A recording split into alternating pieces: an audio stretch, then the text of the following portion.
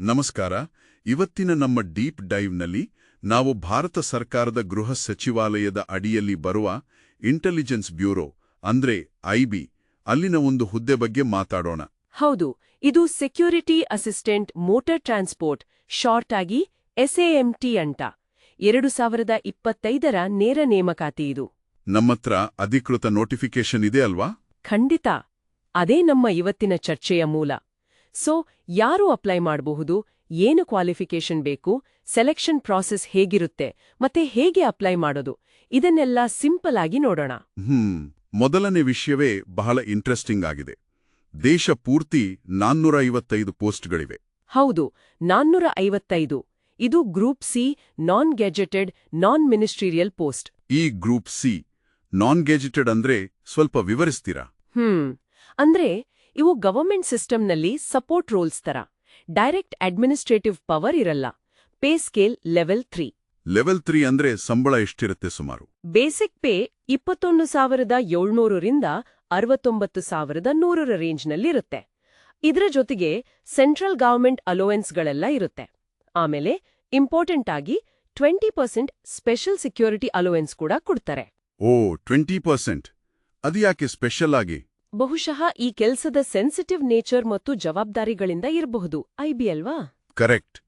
ಈಗ 455 ಪೋಸ್ಟ್ಗಳ ಹಂಚಿಕೆ ಹೇಗೆ? ರಿಸರ್ವೇಷನ್ ಇದೆಯಾ? ಇದೆ.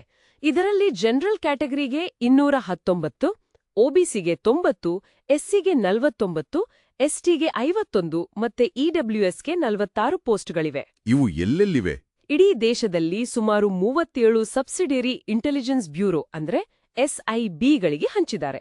ಈಗ ದೆಹಲಿ, ಶ್ರೀನಗರ, ಲೇ, ಇಟಾನಗರ್ ಹೀಗೆ ಬೇರೆ ಬೇರೆ ಕಡೆ. ನೋಟಿಫಿಕೇಷನ್ನಲ್ಲಿ ಲಿಸ್ಟ್ ಇದೆ. ಸರಿ. ಮಾಜಿ ಸೈನಿಕರಿಗೇನಾದ್ರೂ ಇದೆಯಾ? ಹೌದು, ಎಕ್ಸ್ ಸರ್ವಿಸ್ ಮೆನ್ಗೆ ರಿಸರ್ವೇಷನ್ ಇದೆ.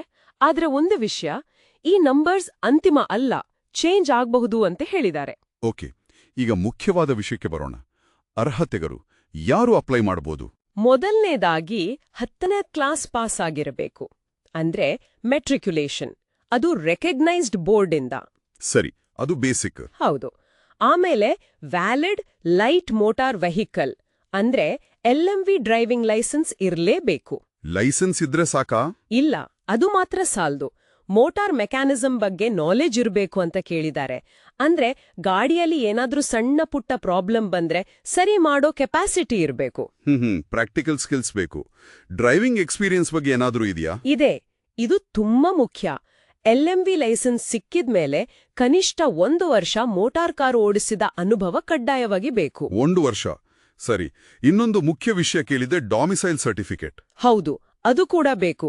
ಅಂದ್ರೆ ನೀವ್ ಯಾವ ರಾಜ್ಯದ SIBಗೆ ಅಪ್ಲೈ ಮಾಡ್ತೀರೋ ಆ ರಾಜ್ಯದ ನಿವಾಸಿ ಪ್ರಮಾಣ ಪತ್ರ ಕೊಡಬೇಕು. ಓ, ಅಂದ್ರೆ ಕರ್ನಾಟಕದವರು ಬೆಂಗಳೂರು SIBಗೆ ಅಪ್ಲೈ ಮಾಡ್ತಾರೆ ಅಂದ್ರೆ ಕರ್ನಾಟಕದ ಡಾಮಿಸೈಲ್ ಬೇಕು. ಎಕ್ಸಾಕ್ಟ್ಲಿ. ಬಹುಶಃ ಲೋಕಲ್ ರೂಟ್ಸ್, ಭಾಷೆ, ಕಂಡೀಷನ್ಸ್ ಗೊತ್ತಿರ್ಲಿ ಅಂತ ಇರ್ಬೋದು. IB ಕೆಲ್ಸಕ್ಕೆ ಅದು ಹೆಲ್ಪ್ ಆಗತ್ತಲ್ವಾ? ಹೌದೌದು. ಹಾಗಾದ್ರೆ ಹೊಸದಾಗಿ ಲೈಸೆನ್ಸ್ ತಗೊಂಡವರಿಗೆ ಅಥವಾ ಬೇರೆ ರಾಜ್ಯದವರಿಗೆ ಕಷ್ಟ ಆಗ್ಬೋದು.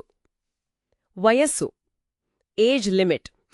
ಏಜ್ ಲಿಮಿಟ್ ಬಂದು 28 ಸೆಪ್ಟೆಂಬರ್ 2025ಕ್ಕೆ 18 ವರ್ಷ ತುಂಬಿರಬೇಕು. 27 ವರ್ಷ ಮೀರಿ ಇರಬಾರ್ದು. ರಿಲ್ಯಾಕ್ಸೇಷನ್ ಇದೆಯಾ?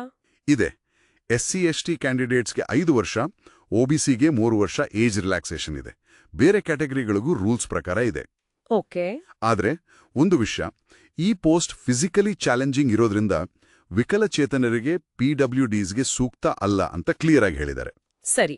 ಈಗ ಅಪ್ಲಿಕೇಶನ್ ಪ್ರೋಸೆಸ್ ಕಡೆ ನೋಡೋಣ. ಹೇಗೆ ಅಪ್ಲೈ ಮಾಡೋದು? ಡೇಟ್ಸ್. ಅಪ್ಲಿಕೇಶನ್ ಪೂರ್ತಿ ಆನ್ಲೈನ್ ಮಾತ್ರ. MHA ವೆಬ್ಸೈಟ್ www.mha.gov.in ಅಥವಾ NCS ಪೋರ್ಟಲ್ www.ncs.gov.in ನಲ್ಲಿ ಅಪ್ಲೈ ಮಾಡಬೇಕು. ಯಾವಾಗಿಂದ? ಸೆಪ್ಟೆಂಬರ್ 6, 2025 ಇಂದ ಶುರುವಾಗುತ್ತೆ. ಲಾಸ್ಟ್ ಡೇಟ್ ಸೆಪ್ಟೆಂಬರ್ 28, 2025 ರಾತ್ರಿ 11:59 ವರೆಗೆ. ಆನ್ಲೈನ್ ಫೀ ಪೇಮೆಂಟ್ಗೂ ಅದೇ ಲಾಸ್ಟ್ ಡೇಟ್. ಆಫ್ಲೈನ್ ಪೇಮೆಂಟ್ ಇದೆಯಾ? ಚಲಾನ್ ಮೂಲಕ ಪೇ ಮಾಡೋರಿಗೆ ಸೆಪ್ಟೆಂಬರ್ 30, 2025 ಬ್ಯಾಂಕಿಂಗ್ ಅವರ್ಸ್ ಒಳಗೆ ಪೇ ಮಾಡಬಹುದು. ಫೀಸ್ ಬಗ್ಗೆ ಸ್ವಲ್ಪ ಕನ್ಫ್ಯೂಷನ್ ಅನಿಸ್ತಿದೆ. ಯಾರು ಎಷ್ಟು ಕಟ್ಟಬೇಕೋ? ಸರಿ, ಹೇಳ್ತೀನಿ. ಇದರಲ್ಲಿ 2 ಪಾರ್ಟ್ ಇದೆ. ಒಂದು ಎಕ್ಸಾಮ್ ಫೀಸ್ 100 ರೂಪೀಸ್, ಇನ್ನೊಂದು ರಿಕ್ರೂಟ್ಮೆಂಟ್ ಪ್ರಾಸೆಸಿಂಗ್ ಚಾರ್ಜ್ ₹550. ಓಕೆ, ಈಗ ಜನರಲ್ EWS ಮತ್ತೆ OBC ಮೇಲ್ ಕ್ಯಾಂಡಿಡೇಟ್ಸ್ ಇಬ್ಬರನ್ನೂ ಕಟ್ಟಬೇಕು. ಅಂದ್ರೆ ಟೋಟಲ್ ₹650. ಸರಿ, ಉಳಿದವರಿಗೆ SC/ST ಎಲ್ಲ ಫೀಮೇಲ್ ಕ್ಯಾಂಡಿಡೇಟ್ಸ್ ಮತ್ತೆ ಎಕ್ಸ್ ಸರ್ವಿಸ್ಮೆನ್ಗೆ ₹100 ಎಕ್ಸಾಮ್ ಫೀಸ್ ಇಲ್ಲ. ಅವರು ಬರೀ ₹550 ಪ್ರಾಸೆಸಿಂಗ್ ಚಾರ್ಜ್ ಕಟ್ಟಿದ್ರೆ ಸಾಕು. ಅಂದ್ರೆ ಅವರಿಗೆ ₹550 ಮಾತ್ರ. ಕ್ಲಿಯರ್ ಆಯ್ತು. ಅಪ್ಲೈ ಮಾಡುವಾಗ ಡಾಕ್ಯುಮೆಂಟ್ಸ್ ಏನ್ ಬೇಕು? Passport size photo, signature, ID proof, 10ನೇ ಮಾರ್ಕ್ಸ್ ಕಾರ್ಡ್ ಇವೆಲ್ಲ ಸ್ಕ್ಯಾನ್ ಮಾಡಿ ಅಪ್ಲೋಡ್ ಮಾಡಬೇಕು. ಸೈಜ್ ಎಲ್ಲ ನೋಟಿಫಿಕೇಶನ್ ಅಲ್ಲಿ ಕೊಟ್ಟಿದ್ದಾರೆ. ಸರಿ, ಈಗ ಸೆಲೆಕ್ಷನ್ ಪ್ರಾಸೆಸ್ ಇದು ಹೇಗೆ ನಡೆಯುತ್ತೆ? ಬೇಸಿಕ್ಲಿ 2 ಸ್ಟೇಜ್, ಟೈರ್ 1 ಮತ್ತೆ ಟೈರ್ 2. ಟೈರ್ 1 ಅಂದ್ರೆ ಅದು online exam, multiple choice questions, MCQ. 100 ಮಾರ್ಕ್ಸ್ಗೆ 100 ಪ್ರಶ್ನೆಗಳು. ಟೈಮ್ 1 ಗಂಟೆ. ಏನೆಲ್ಲ ಸಬ್ಜೆಕ್ಟ್ಸ್ ಇರುತ್ತೆ? General awareness, transport driving rules, quantitative aptitude, reasoning ಮತ್ತೆ ಇಂಗ್ಲಿಷ್. ಎಲ್ಲದರ ಮೇಲೂ 20 ಪ್ರಶ್ನೆಗಳು. ನೆಗೆಟಿವ್ ಮಾರ್ಕಿಂಗ್ ಬಗ್ಗೆ ಹೇಳಿದ್ರಿ. ಹೌದು, ಹುಷಾರಾಗಿರ್ಬೇಕು. ಪ್ರತಿ ತಪ್ಪು ಉತ್ತರಕ್ಕೆ ಅರ್ಧ ಮಾರ್ಕ್ ಕಟ್ ಮಾಡ್ತಾರೆ. ಓ, ಅರ್ಧ ಮಾರ್ಕ್. ಸರಿ, ಇದರಲ್ಲಿ ಪಾಸ್ ಆದ್ಮೇಲೆ ಟೈರ್ 2ಗೆ ಹೋಗ್ತಾರೆ. ಇದರಲ್ಲಿ ಮೋಟಾರ್ ಮೆಕ್ಯಾನಿಸಮ್ ಮತ್ತು ಡ್ರೈವಿಂಗ್ ಟೆಸ್ಟ್ ಇರುತ್ತೆ. ಜೊತೆಗೆ ಒಂದು ಚಿಕ್ಕ ಇಂಟರ್ವ್ಯೂ ಕೂಡ ಇರುತ್ತೆ. ಇದಕ್ಕೆಷ್ಟು ಮಾರ್ಕ್ಸ್?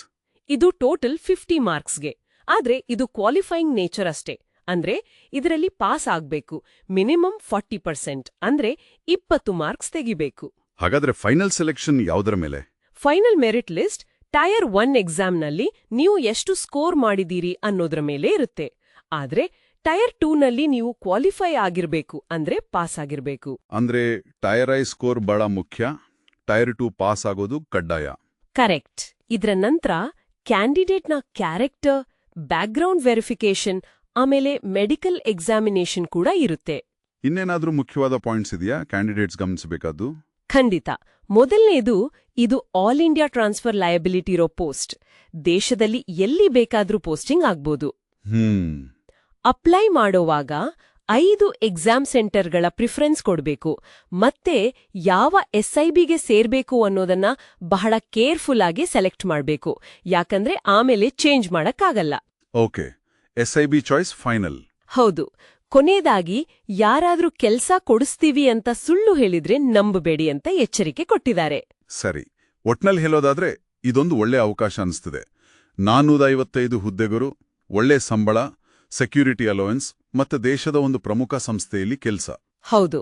10ನೇ ಕ್ಲಾಸ್, LMV ಲೈಸೆನ್ಸ್, 1 ವರ್ಷದ ಎಕ್ಸ್ಪೀರಿಯನ್ಸ್, ಸ್ವಲ್ಪ ಮೆಕ್ಯಾನಿಸಮ್ ನಾಲೆಡ್ಜ್ ಮತ್ತೆ ಆಯಾ ರಾಜ್ಯದ ಡೊಮಿಸೈಲ್ ಸರ್ಟಿಫಿಕೇಟ್ ಇದ್ರೆ ಸಾಕು. ಲಾಸ್ಟ್ ಡೇಟ್ ನೆನ್ಪಿಡಿ, ಸೆಪ್ಟೆಂಬರ್ 28, 2025. ಅಪ್ಲೈ ಮಾಡೋರು ನೋಟಿಫಿಕೇಶನ್ ಪೂರ್ತಿಯಾಗಿ ಓದಿ ಡಾಕ್ಯುಮೆಂಟ್ಸ್ ರೆಡಿ ಇಟ್ಕೊಳ್ಳಿ. ಅದರಲ್ಲೂ ಡೊಮಿಸೈಲ್, ಎಕ್ಸ್ಪೀರಿಯನ್ಸ್ ಸರ್ಟಿಫಿಕೇಟ್ಗೆ ಏನಾದ್ರೂ ಫಾರ್ಮ್ಯಾಟ್, ಅನೆಕ್ಸ್ಚರ್ 6 ಹೇಳಿದ್ರೆ ಅದನ್ನೇ ಫಾಲೋ ಮಾಡೋದು ಒಳ್ಳೇದು. ಒಳ್ಳೆ ಸಲಹೆ. ಮುಗಿಸೋ ಮೊದಲು ಕೇಳುಗಡ್ಗೊಂದು ಪ್ರಶ್ನೆ. ಈ ಕೆಲಸದಲ್ಲಿ ದೇಶದ ಯಾವುದೇ ಮೂಲೆಗೆ ಟ್ರಾನ್ಸ್ಫರ್ ಆಗೋ ಸಾಧ್ಯತೆ ಇದೆ. ಮತ್ತೆ ಇದು ಇಂಟೆಲಿಜೆನ್ಸ್ ಬ್ಯೂರೋ ತಂತಹ ಸೆನ್ಸಿಟಿವ್ ಸಂಸ್ಥೆ. ಬರೀ ಡ್ರೈವಿಂಗ್ ಸ್ಕಿಲ್ಸ್, ಮೆಕ್ಯಾನಿಕಲ್ ನಾಲೆಜ್ ಇದ್ರೆ ಸಾಕಾ? ಅಥವಾ ಈ ರೋಲ್ನಲ್ಲಿ ಲಾಂಗ್ ಟರ್ಮ್ ಸಕ್ಸಸ್ಗೆ, ಸ್ಯಾಟಿಸ್ಫ್ಯಾಕ್ಷನ್ಗೆ ಬೇರೆ ಯಾವ ಪರ್ಸನಲ್ ಕ್ವಾಲಿಟೀಸ್, ಯಾವ ಮನೋಭಾವ ಮುಖ್ಯ ಆಗ್ಬೋದು? ಇದರ ಬಗ್ಗೆ ಯೋಚನೆ ಮಾಡಿ. ಮುಂದಿನ ಡೀಪ್ ಡೈವ್ನಲ್ಲಿ ಮತ್ತೆ ಸಿಗೋಣ.